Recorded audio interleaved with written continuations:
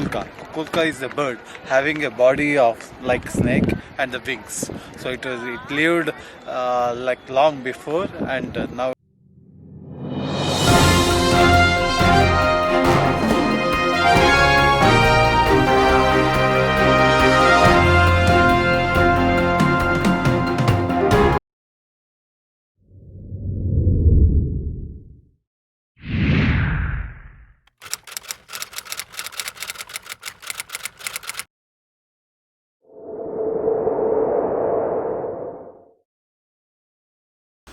Hi guys, welcome to Engineering Travel. If you're not subscribed yet, please subscribe to my channel and hit that like button and share with your family and friends. So today we are on doorstep of Chichen Itza, one of the world 7 new wonders.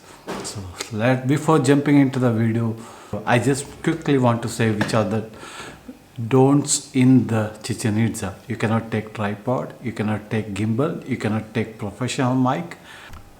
So I request you guys to watch the full video. If you watch the video, you may not require any tour guide to Chichen Itza. If you're not watching it fully, you may require to hire a tour guide. So I am covering everything. It is a bit long video, but I am going through each and bit of history of Chichen Itza. So do watch the full video and share with your family and friends, guys. Thank you. I'm sorry, before going to Chichen Itza, I have one more thing to tell. There is something unusual happened while we are strolling in the Chichen Itza, which I'll be explaining in the video. So watch it fully. It's very unusual, guys. I don't know why we have seen it over there, and you have to see that video, and I'll be explaining it everything what happened there. You might be knowing from the thumbnail what is the reason I'm telling this. Okay, so let's now jump into the video. Hopped off from the bus at the Chichen Itza, so we are going to the entrance.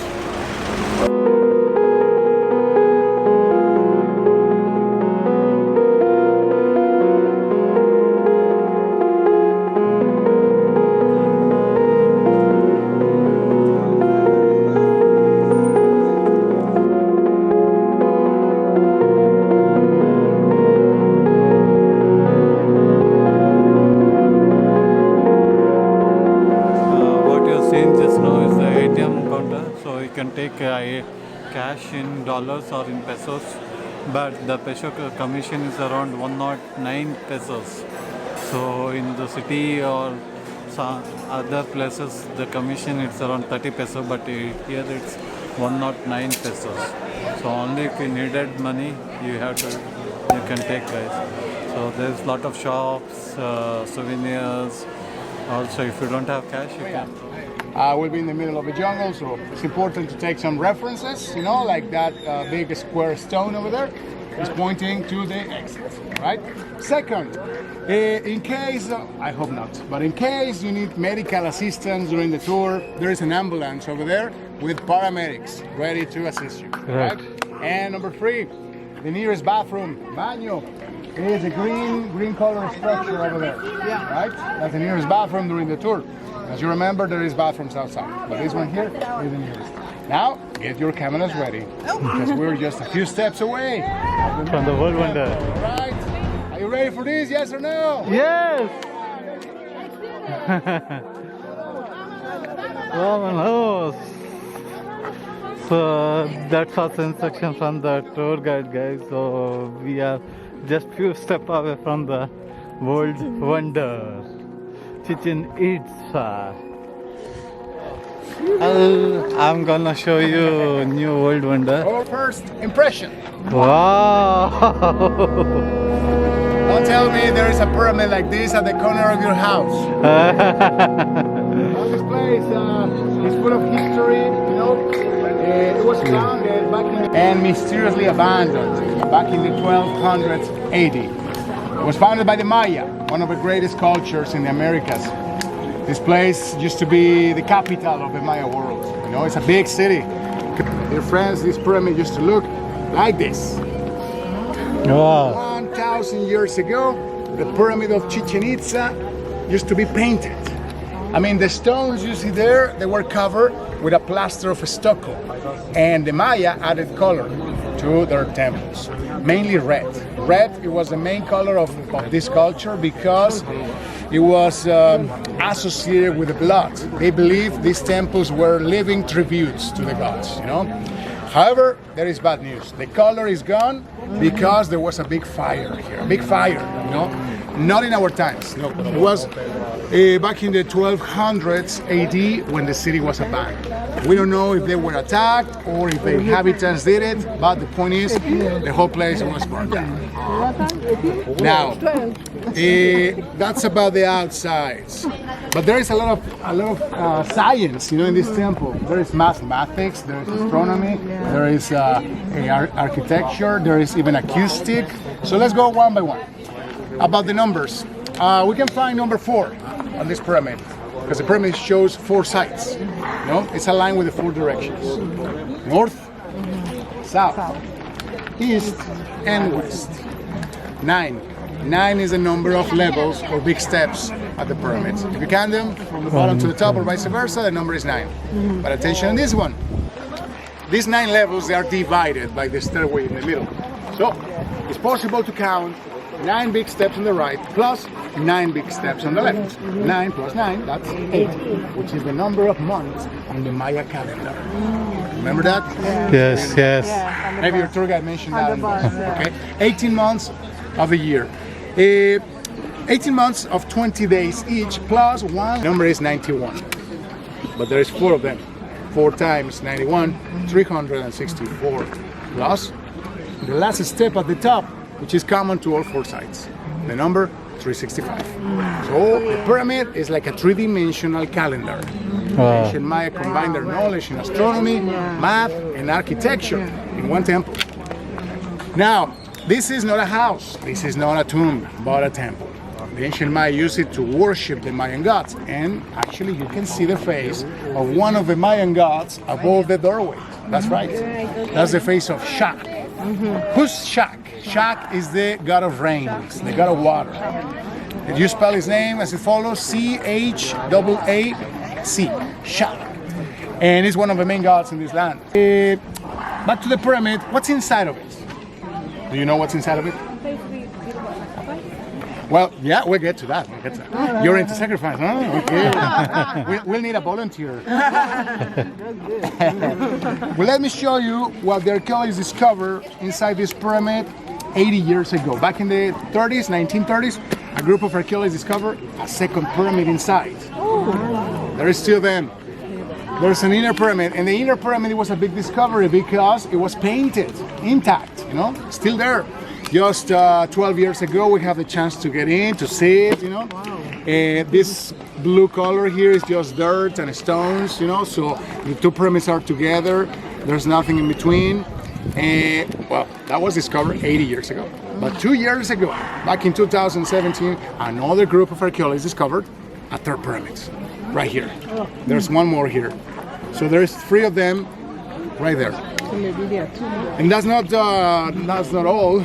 The same group of archaeologists discovered that under your feet there is 3 different levels of construction. I mean, 3 different layers of pavement. You know, the whole city was paved back in the day. There was no trees, no grass in that. No. All the place was paved. If you dig a hole here, you will find pavement and painted in red. And I'm talking about 20 square kilometers. A lot of work. So this city used to grow up, you know, literally, for the time. Archaeologists believe that back in the day, when the government of a city like this changed, the new governor used to order the construction of a whole new level all over the place in order to show his prestige and power to other cities. So, makes sense. And there is more. Under the pyramid, archaeologists discovered a cave, water. There is a natural cave under the pyramid, a cenote, you know. And this is not a coincidence, no, because the Maya, they believed the caves were like some sort of doorways to the underworld, you know, places, sacred places, where they used to throw tributes, offerings, you know, to the gods. So, however, there is bad news.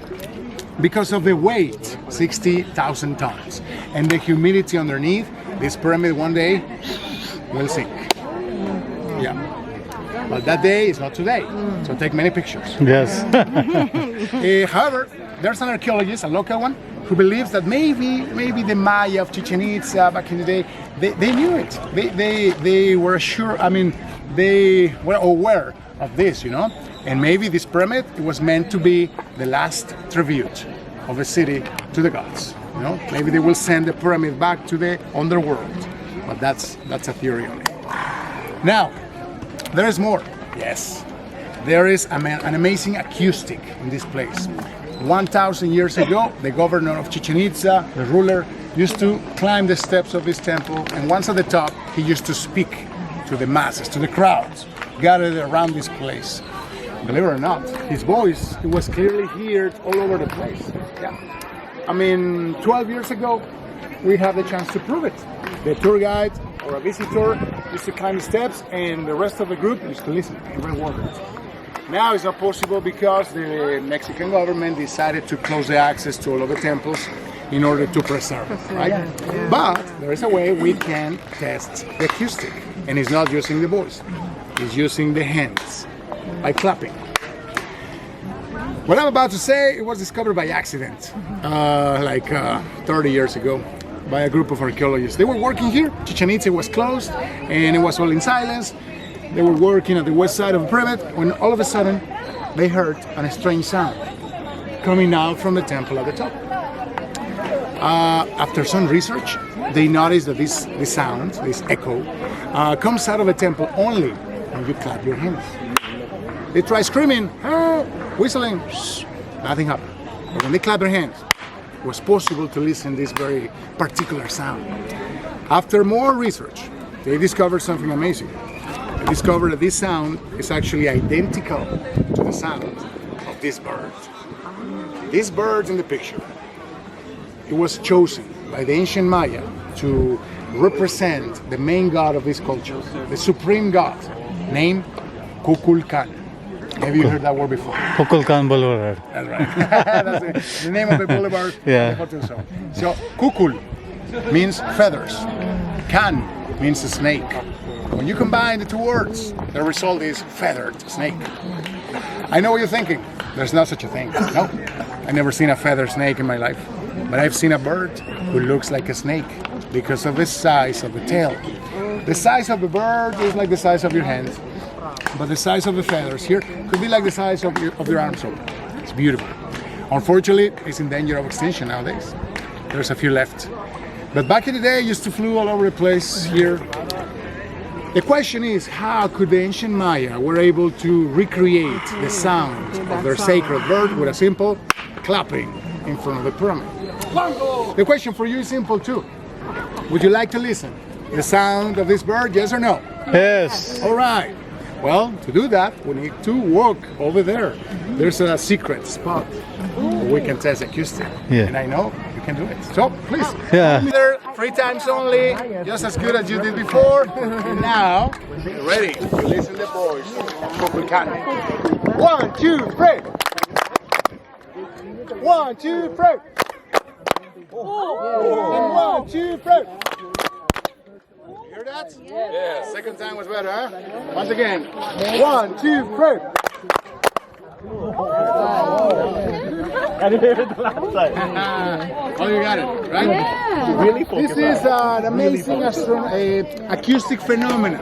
It's produced by 91 vibrations climbing the steps of this stairway. Once at the top, they get into the room up there, the cavity, they bounce inside of it, and they come back to you. All in less than 1 second. This is one of the mysteries of Chichen Itza. But there is more. But they stay on the other side? Tell me. Nowadays it's possible to get the sound at the west and at the north. Oh, okay. South and east not possible because the steps are incomplete. Oh, okay. Right behind us. You can hear it. You can hear the sound, guys. You can hear the sound. 700 steps to the west, and as long as you stay aligned with the stairway, you can hear the sound. How about that? Very good. But like I said, there is more mystery, so join me. Yeah. This pyramid has a front side, a facade. The north. The access to the temple at the top is wider, divided by 2 pillars. Now look at the bottom. Can you see that doorway? Yes. By the stairway. Yes. Attention on this one. That doorway is not Maya. Nope. It was made by the archaeologists 80 years ago. In order to get in, that's how they discovered the second pyramid, by getting into the pyramid. Amigos, the Mayan pyramids do not have entrances. Nope. The temple at the top is only attached to the pyramid, but it's not an entrance to it. The meaning of this temple is outside, unlike the Egyptian pyramids. The Egyptian pyramids, we all know that there is two snake heads made of a stone this big at the end, very end of the stairway facing the north. Can you see them? Yes. Two big snake heads, this big, with the jaws open. All right, there is two of them because there is 2 days in the Maya calendar when the Maya people celebrate 2 big events in the city. In our calendar, those days match on March 21st and September 21st, the spring and fall equinoxes. When the day and night last the same length, right? Well, those 2 days, March 21st and September 21st, around 5 p.m., here at Chichen Itza, Mexico, we can see an amazing astronomical phenomenon on this pyramid, like an optical illusion. How come? Well, during those 2 days, around 5 p.m., we can see the sun by those trees behind you. And right before the sun sets, we can see how the sun lights the pyramid on its west side, just like we can see in this picture. All the west side, amigos, is full of light, while the north turns into darkness. But something else takes place here, because around 5 p.m. we can actually see how the 9 big steps of the pyramid, they reflect the second shade, not in the ground, but at the stairway who's facing the north. At the balustrade, at the wall of the stairway, forming the shade of a gigantic snake, descending from the top of the stairway all the way down until it touches the neck of the snake head place over there.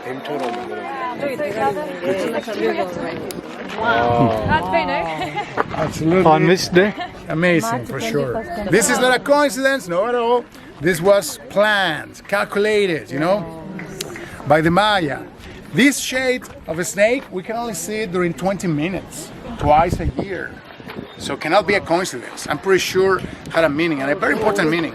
Actually, every year we can see it, and those days this place is packed, crowded, 30,000 visitors. Today, there must be like 3,000.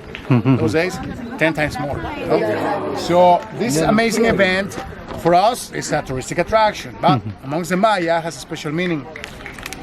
March 21st represents the first day of the year for Maya, and is when they go out to plant the sacred crop, the corn. It's the first day, the beginning of the agriculture cycle, the farming. 6 months later is the end of the harvest. So we can see the shade twice a year, 20 minutes, because the perfect alignment of the sun, the earth, and the pyramid during those days.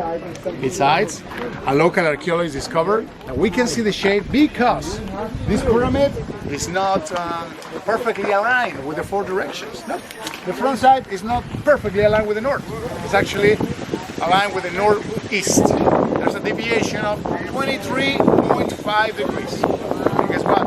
The record, 23.5 degrees is the current tilt of the planet Earth. How could the Maya knew such a thing? Don't ask me that question. I don't know. No one knows. These guys were very, very ahead of their time. Men and women who were into science, very, very smart people. However, some believe they were held by the aliens, extraterrestrials. I don't know. I prefer to believe they were very smart. However, archaeologists, they are divided. Some believe they were very advanced, some others believe maybe they have some help. At the east, there's another temple named the Temple of Warriors, named like that by the two explorers who discovered the city. And because they noticed the pillars at the bottom, they were full of carvings showing depictions of people carrying weapons and wearing armors. 12 years ago, we had the chance to climb the steps of that temple to get to the top and actually to see on detail a beautiful statue located between the 2 pillars at the very top. I know it's hard to see it from here, so that's why I brought the picture for you to meet the messenger of gods. This is not a god, but it was not a human being. It was something in between. A very important character amongst the Maya because he's laying back all the time because he's holding a platter on his belly. The Maya used to place the most important tributes, the offerings right there. Different kind of offerings. Huh? Now, why to place this very important character at the top of a temple and not at the top of the main? There is a reason for that, and it has a lot to do with the equinoxes. A local archaeologist discovered that early in the morning of March 21st and September 21st, if you stand right here where we are, you can actually see the sun rising behind the temple, between the two pillars, and perfectly aligned with the belly of the messenger of gods. It's like you see the sun coming out from the character here in the picture. There is bad news, my friends. At 6 a.m. when this happens, Chichen Itza is closed. Nobody can see that. But there is good news too. Your tour guide has good contacts. So, I'm talking about the Toltecs. Maybe you never heard about them. Maybe you have. Let's see, the Toltecs, they were the ancestors of the Aztecs. And the Toltecs, they were taller than Maya, stronger, they had better weapons. They were a military society in their own rituals. And most of them, they were very extreme. Like human sacrifice. Now is when I need a volunteer, maybe. These sacrifices, attention on this one, took place during the Toltec times. Maya never ever sacrificed a person until the arrival of the Toltecs. Okay? Take note of that. However, like I said, the Toltecs, they ruled the place and sacrifices began. And they used platforms like this. They use the pyramid, they use the wells to perform this ritual of death, right? So there is evidence that in that platform, there used to be it was common to see a priest of the Toltec society holding a knife made of obsidian, very sharp. And he used it, to make an incision at the belly of a person to pull out his heart and to show it to the masses gathered around. The Toltecs believed that was necessary to keep a balance. They believed it was necessary to feed the gods with blood and human hearts. The Maya, on the other hand, they knew that was not necessary to keep a balance, to see the sun rising in the morning, to see the rain falling down the sky. Not necessary. But the outsiders, they actually believed it was an honor to be sacrificed. An honor. I don't think there was a big line of people waiting. Hey, pick me, pick me. I don't think so. But the history says the Toltecs, they used to tell their kids, hey, little one, if one day you offer your life to the gods, you will join them forever in eternity. Don't get surprised too much. Out there, around the world, there is people who's ready to offer their life because of their beliefs. So maybe it happened here back in the day. Now, I want you to walk with me to this area, and I want you to notice that most of the stones, most of the constructions, they have carvings. We'll see depictions of eagles. The eagle is a symbol of a Toltec, the outsiders. The eagle is actually attacking, the place. Aside, you can see soldiers holding human heads on their hands. Let me show you that. Skull, ribs, the bones on the legs, right? And another human head right here. And once again, another warrior here, she's dead, holding another human head right here. In the middle, another eagle, the symbol of Toltec. They are invading the city, they are taking over the place. So what happened with those heads? I'll show you. Sticks, poles, you name it. Because there was a time when the inhabitants of this city placed real heads on the spot here. But they were not the Maya, they were the Toltecs, the outsiders. They wanted to send a message. This is like a statement. Like they said, we are the Toltecs, we rule the city now. You're there to attack me. This will be the price to pay. According to many archaeologists, back in the day, everybody got the message. Because these guys were the most powerful. I'm really interested in you to really understand what happened here back in the day. So I need you to use your imagination. All right? Imagine yourself as one of the players standing right there against that wall. You won't be alone. You'll be part of a team. 7 players per team. 7 versus 7 more at the end of the field. To be part of this, you need to wear a uniform. More than a uniform, is like an armor covering your arms, you know, your head like a helmet, and your hips like a belt. The armor is not very comfortable, nope, but you have to wear it because you're about to play with a ball this big, and the ball is heavy, like 4 pounds, 2 kilos, and it's solid. It's made of rubber, just like the armor, rubber. You know? The ground was paved. Here we can see remains of the original pavement. Yeah. There was no grass, no. It was all paved. So the ball used to bounce a lot. To start the game, somebody have to drop the ball from the top of the walls. When the ball touches the ground, is when you have to run. You and your team, but not only you, the other team as well. So the fastest player, the first one to touch the ball in the middle of the field, starts the game. Since that moment, all of the players, and I mean all of them, they will have just one thing in mind. One, to pass the ball through those hoops, those rings, those openings. Take a look, in front of me, there's one, and right there, another one. So those 2 rings, those openings, they were placed at 7 meters above the ground.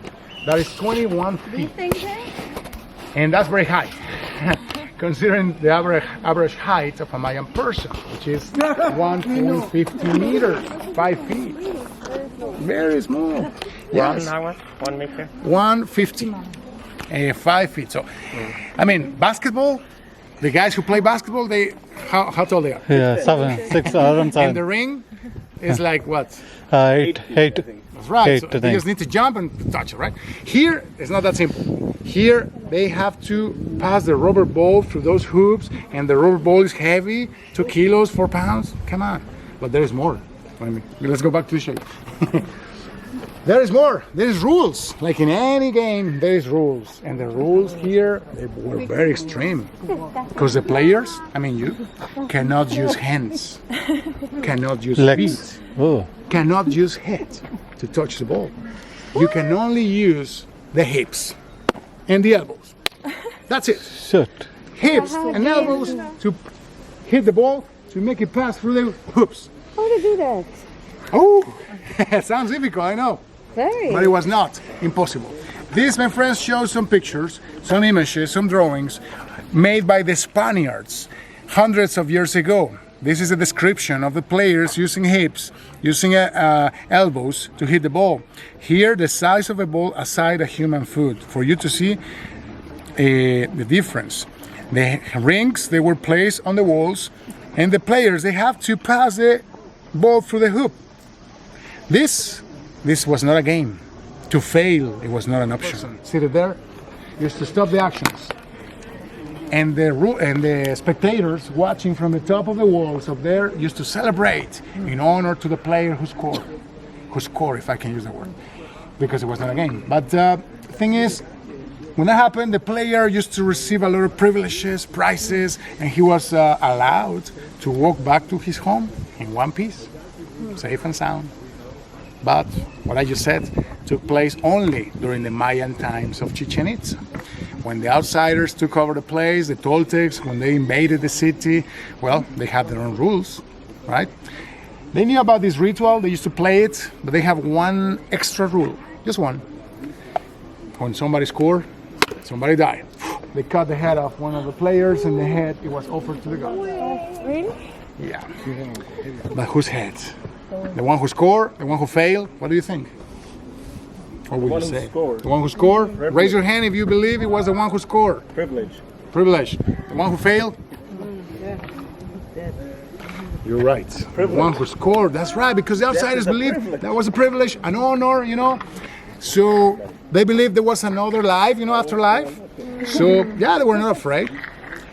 And we can tell that because under the 2 rings, the archaeologists discovered some carvings on the walls where you can actually see the 2 teams face to face, 7 versus 7.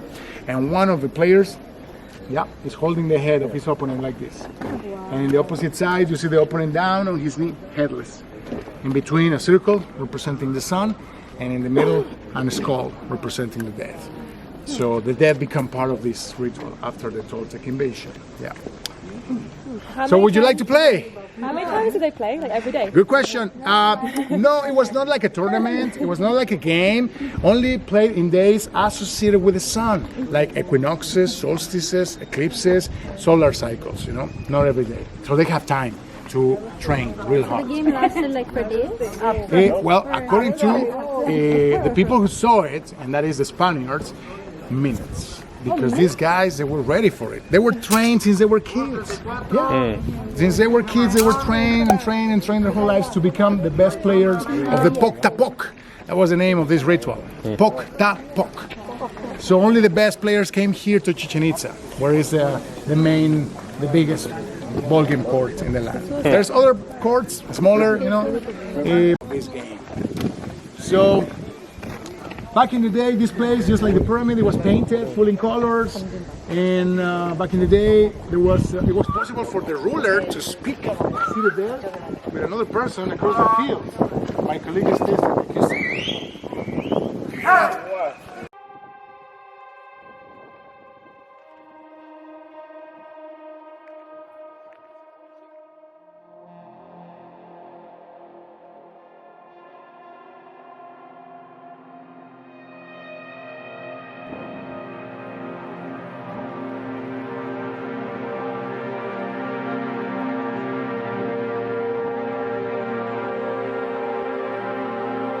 Unusual happened while we are strolling in the Chichen Itza.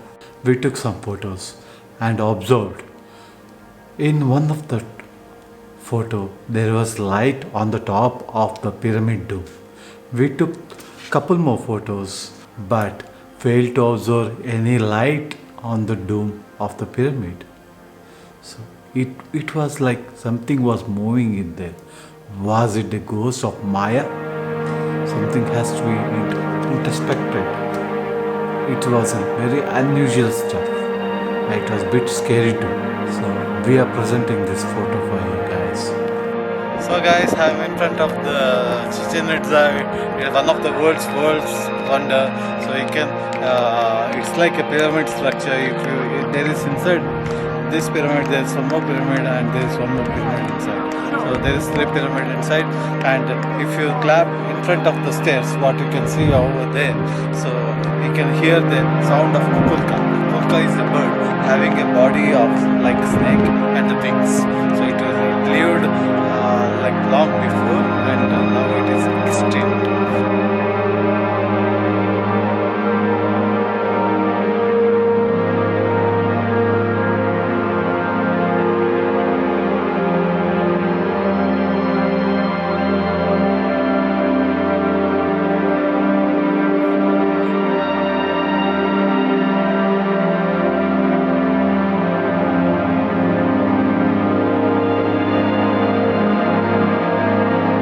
Was built by a Mayan people, so they had the astronomical and mathematical calculations. It was built on a scientific note. So it was. You can see that there is big steps. That is 9 steps. It is called as 9 in the Mayan calendar.